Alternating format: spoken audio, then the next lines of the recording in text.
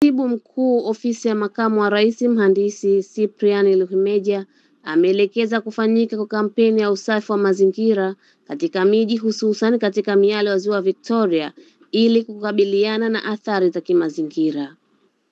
Kutokana na hali hiyo, amewataka wakurugenzi wote katika halmashauri zinazozunguka ziwa hilo kusimamia zoezi la usafi wa mazingira ili kukabiliana na magugu maji ambayo yanaathiri ziwa.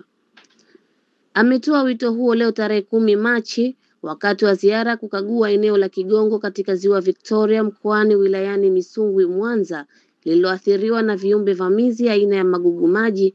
Ziara hiyo iliwashirikisha viongozi mbalimbali wakiwemo Katibu Mkuu Wizara ya Mifugo na Uvuvi, Profesa Riziki Shemdoe. Imelenga kujionea changamoto za kukithiri kwa magugu maji ziwani na kuona namna ya kukabiliana nazo. Mhandisi Luhimeja amesema uharibifu wa mazingira ni changamoto kubwa inayoleta athari kwa wananchi, hivyo inapaswa kupigwa vita kwa kushiriki katika usafi wa mazingira katika mji.